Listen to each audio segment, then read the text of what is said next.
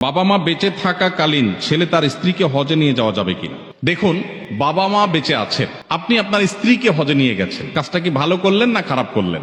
সবাই বলতেছেন খারাপ করলেন। মাশাআল্লাহ, বাংলাদেশে মানুষ অবশ্য ঘরে ঘরে মুফতি আর ঘরে ঘরে ডাক্তার, অসুখ হইলেও বুদ্ধি দেওয়ার লোকের অভাব নাই, আর মাসালা তো বলার লোকের কোনো অভাবই নাই। মাশাআল্লাহ। ভাইরা আমার, হজের ব্যাপারটা হলো নিজের টাকা থাকলে নিজের হজ করানো ফরজ। নিজের টাকায় কাউকে হজ করানো কখনো ফরজ হবে, সেটা বাবা মাকেও না, স্ত্রীকেও না। এখন যদি নফল হজ করানোর ব্যাপার আসে, প্রসঙ্গ আসে, অবশ্যই আপনাকে আল্লাহ টাকা দিয়েছেন একজনকে নফল হজ করানোর, আপনি কাকে প্রায়োরিটি দিবেন? আর উত্তর হলো অবশ্যই আপনি স্ত্রীর উপরে বাবা মাকে প্রায়োরিটি দিবেন। তাহলে উত্তরটা একটু ক্লিয়ার করে বলতে হবে। আপনার নিজের উপরে যদি হজ ফরজ হয় তাহলে আগে নিজের হজ করতে হবে। আমাদের দেশে বউয়েরই হজ করানো তো বোধ পরের কথা। অনেক ছেলে বাপ মারে হজ করানোর আগে নিজে হজ করলে গ্রামের মানুষ সমালোচনা করে, কত খারাপ ছেলে, বাপ মারে হজ না করে নিজে হজ করছে। এই সমালোচনা কি যৌক্তিক না অযৌক্তিক? কেন অযৌক্তিক? কারণ হজ যার টাকা থাকে তার উপরে ফরজ হয়। ছেলের টাকা হয়েছে ছেলের উপরে ফরজ, বাপ মার টাকা নেই তাদের উপরে ফরজ না। এটা রেসপেক্টের বিষয় না, এটা ফরজ আদায়ের বিষয়, অতএব ফরজ আদায় করতে হবে। কিন্তু ছেলেরাও অনেক সময় নিজে হজ করতে চায়, বলে যে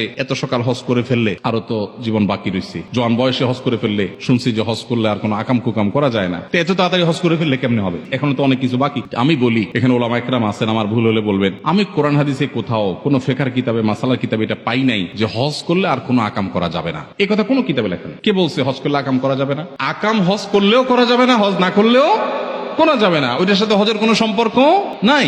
আমাদের দেশ থেকে সব বুড়া মানুষ হজ করতে চায় আর সব হারাহারি করে, এদিকে হারায় ওইদিকে যায়। আপনি ইন্দোনেশিয়ান, মালয়েশিয়ান, অন্যান্য দেশ থেকে সব ইয়াং বয়সে হজ করতে চায়, ওরা হারায় না। আমাদের দেশে সব হারায়। মিনাতে অনেক বছর আগের কথা, মানে 10-12 বছর আগের কথা, এক হাজী সাহেব দেখে যে শুয়ে আছে, তখন এখনকার মতো এত সুশৃঙ্খল ছিল না, পুলিশের এত অ্যাক্টিভিটিস ছিল না। তো আমি মিনার দিকে আসলাম মুজদালেফা থেকে, আরাফাত আরাফাত থেকে মুজদালেফা রাতে যাপন করে আসছিলাম। তো ওই মুরব্বীকে দেখলাম যে একা একা শুয়ে আছে, সবাই ওইদিকে যাচ্ছে। মুরব্বীর শোয়ার স্টাইল বলতেছে উনি গত 1-2 দিন থেকে এই জায়গায় আছেন, মানে লম্বা ঘুম, এবং তার গলায় প্লাগ আছে বাংলাদেশের পতাকা। দেখি চিনলাম আমার দেশি মানুষ। বৈশা ভালোর জন্য জিজ্ঞেস করলাম, বাবাজি আপনি কি আরাফাতে যান নাই, মুজদালেফা যান নাই? কয় না, আমি 2 দিন ধরে এখানে আছি। বাবা, তোমাকে বলেন কি, সবাই তো চলে গেছে, আপনি যান নাই? কোন আমি যাই নাই, এখানে আছি, এই তো হজের এলাকা। তো আমি বললাম হজ হয় নাই তো, আরাফাতে না গেলে তো হজই হবে না, ওটা ফরজ।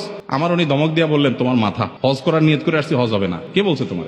আমি আর কথা না বাড়ায় দেখলাম যে যান বাজায় চলে যায়। তো বুড়া বয়সে হজ করতে গিয়ে অনেকে উল্টাপাল্টা করেন। তো জোয়ান বয়সে হজ করবেন, যাদের ফরজ হয়েছে বাবা মাকে নিয়ে করাতে পারলে আলহামদুলিল্লাহ, কিন্তু না করাতে পারলে নিজের হজ করবেন। বাবা মারা, মুরব্বীরা যারা আছেন, উল্টাপাল্টা বদদোয়া দিবেন না, ভুল বুঝবেন না যে ছেলে নিজে হজ করলো আমারই করালো না। তার উপরে ফরজ আছে, সে করবে। তার যদি আল্লাহ টাকা বেশি দেয় নিজেও করবে, বাপ মাকেও নিয়ে যাবে, সেটা ভিন্ন কথা। কিন্তু না থাকলে তারটা আগে করতে হবে, যেহেতু তারটা ফরজ হয়েছে। আপনার টাকা নিয়ে আপনার উপর ফরজ না।